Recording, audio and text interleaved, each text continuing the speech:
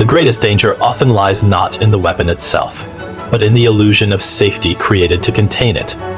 We are told a story of a ticking time bomb, a financial doomsday machine assembled in the aftermath of the 2008 crisis. This is a story that takes place in the digital ledgers of New York, London, and Tokyo, a saga of a market for instruments called derivatives that swelled from $60 trillion to an incomprehensible $600 trillion. We are warned that this weapon of mass destruction, 10 times more powerful than the one that brought the world to its knees, is primed to detonate, and that this time no bailout can save us. But what if that story is a deliberate misdirection? Here, on Us Financial Market Dynamics, we invite you to listen to the story and join us as we analyze and decode every specific detail, uncovering a truth far more complex and perhaps more unsettling than the narrative of an impending explosion. The common narrative, which echoes in every financial documentary and every market warning, presents a clear and terrifying argument. The derivatives market is a casino built on a fault line, run by the same institutions that required a $29 trillion global rescue in 2008. The argument states that regulators, captured by industry lobbyists, did little more than apply cosmetic fixes. They point to the Dodd-Frank Act as a piece of paper that failed to shrink the market, failed to ban the most dangerous products, and failed to curb the insatiable appetite for leverage. The conclusion is simple and stark. The next crisis is not a matter of if, but when, and its magnitude will dwarf 2008, triggering a collapse from which there is no recovery. But let's apply a different lens to this picture. What if the massive growth of the derivatives market isn't a sign of escalating recklessness, but a symptom of a fundamentally changed financial world? The narrative of failure assumes the goal was to eliminate risk. But what if the true, unstated goal of post-2008 policy was simply to centralize and control risk? Think about it. The $60 trillion market of 2008 was a wild west of bilateral, over-the-counter contracts. It was opaque, fragmented, and impossible to track. The failure of one counterparty, Lehman Brothers, sent a shockwave of uncertainty through the system, because no one knew who was exposed to whom. The video you've seen paints the reforms as weak. But what if the introduction of central clearing houses for standardized derivatives was not a minor tweak, but a revolutionary change? By forcing a huge portion of trades through these central bodies, regulators didn't eliminate the risk, they concentrated it.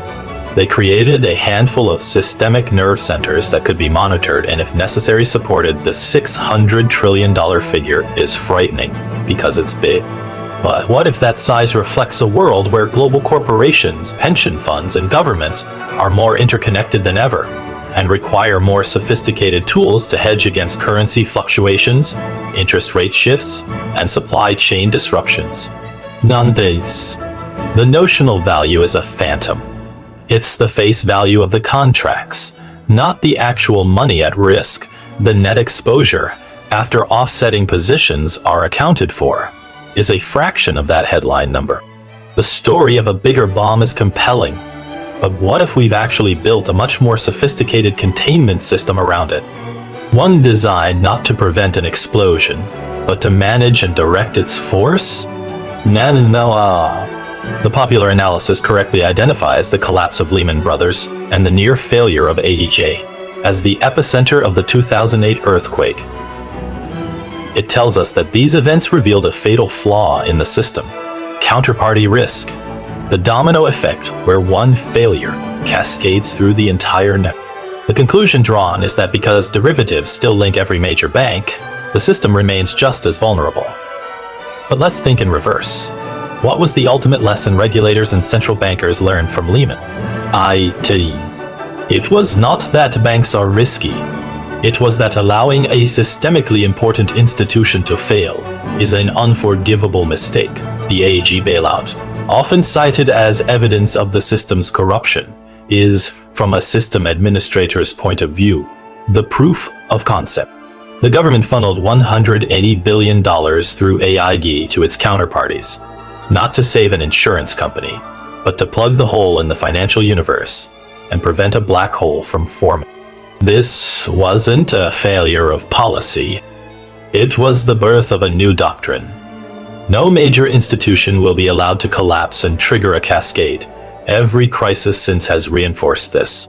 When Silicon Valley Bank and Credit Suisse teetered in 2023, were they allowed to fail in a disorderly Lehman-style fashion? Absolutely not. One was backstopped by the Fed through emergency lending facilities. The other was force-merged into its rival by the Swiss government.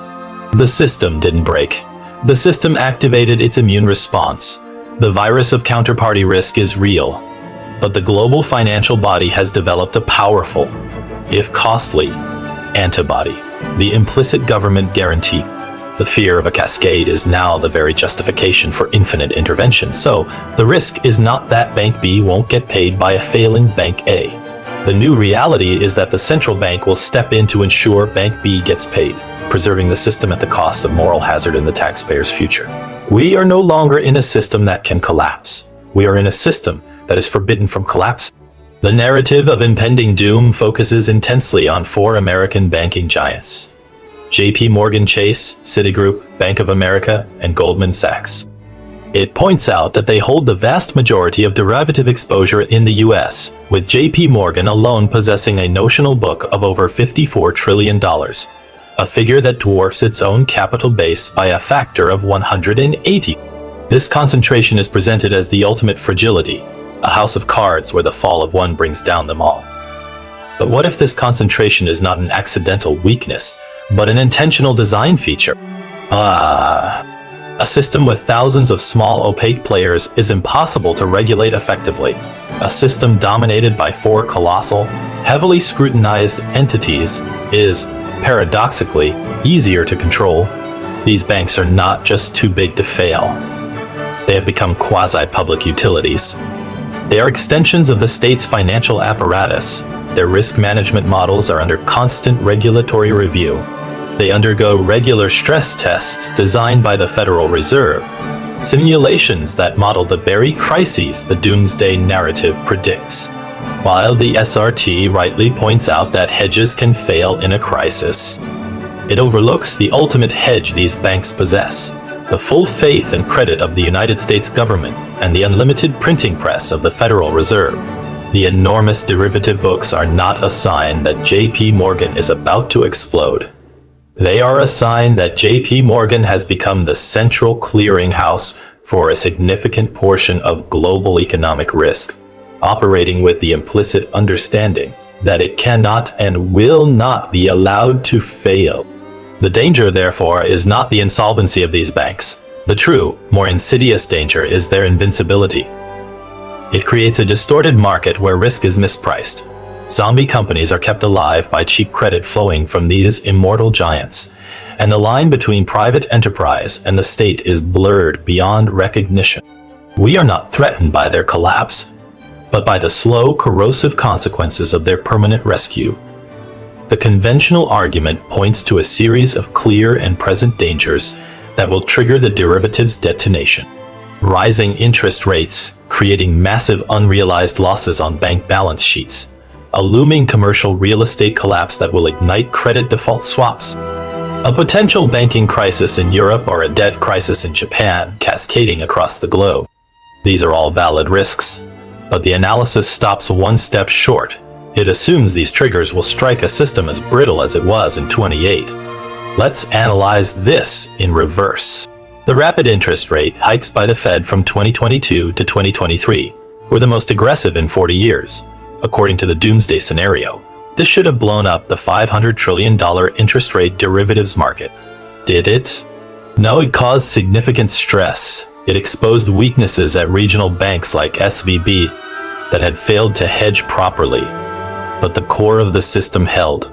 The Big Four, with their sophisticated hedging operations, weathered the storm.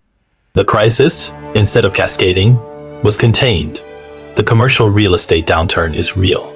Defaults are rising, but is this a surprise? Banks, regulators, and investors have seen this coming for years. Provisions for losses are being made. The exposure, while significant, is being managed and distributed. The The idea of a sudden A-guy moment from commercial mortgage-backed securities ignores the fact that everyone is now watching this specific market with extreme prejudice. The lesson of 2008 was to pay attention to the buildup of risk in single asset classes. The system may be slow, but it is not entirely stupid. As for a crisis in Europe or Japan, we have already seen the playbook. The collapse of Credit Suisse was a major event, yet it was handled over a weekend with a government-brokered takeover. The global markets shuddered, but they did not break. The central banks have established swap lines and cooperative agreements precisely to contain such cross-border contagions. Each of these triggers, rather than being the spark that ignites the powder keg, has so far proven to be a real-world stress test that the post-2008 system, for all its flaws, has managed to pass. The true story is not one of impending failure, but one of costly, interventionist success. This brings us to the climax of the fear narrative, the assertion that when the $600 trillion market finally blows, there is no bailout large enough to stop it. Governments are too indebted. Central banks have printed too much money, and the political will for another bank rescue is gone. On its surface, this argument is mathematically and politically sound. A $60 trillion loss is unpayable. The public would never stand for another TARP-style bailout. But this analysis is trapped in the past. It assumes the next rescue will look like the last one. It won't. The new form of bailout is not a one-time injection of capital. It is a permanent state of financial repression. Wealth will not be allowed to vanish in a deflationary 1929-style crash. That is the one outcome that central banks will do anything to prevent. Instead, the value of that wealth will be systematically diluted through inflation. When a crisis hits, the response will not be a debate in Congress over a $700 billion fund. The response will be instantaneous and overwhelming. The Federal Reserve and its global counterparts will open the liquidity taps to infinity. They will buy not just government bonds, but corporate bonds, ETFs, and any other asset class required to stabilize the markets. They will print trillions. The cost will not appear on a government balance sheet as a direct bailout expenditure. It will appear in the grocery bills and gas prices paid by every citizen. The political will isn't needed to pass a bailout bill. It's only needed to not stand in the way of the central bank saving the system. And no politician will risk being the one who let the ATMs go dark. This is the new truth. The financial weapons of mass destruction have not been disarmed. Instead, they have been moved into a fortress with walls so thick and a defense system so powerful that they can no longer detonate in the way we expect. The system is not too big to fail. It has become too big to save in any conventional sense. Therefore, it has become too big to be allowed to face any real threat. The real crisis is not the explosion we fear, but the slow, grinding suffocation of a real economy under the weight of a financial system that cannot be reformed, cannot be disciplined, and cannot be allowed to collapse. We are not heading for a spectacular, cinematic financial apocalypse. We are drifting into a managed decline, a great stagnation where growth is sluggish, inflation is persistent, and the primary function of economic policy is to prevent the derivatives market from ever truly facing a day of reckoning. Warren Buffett was right. They are weapons of mass destruction.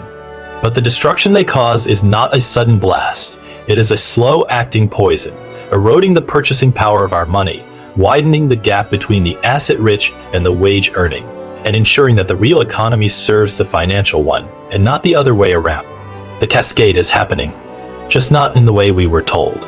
It's not a cascade of bank failures. It is a cascade of consequences from the infinite measures taken to prevent those failures. This video analyzes historical economic cycles and current indicators for educational purposes, not financial investment advice. Please consult a professional before making investment decisions.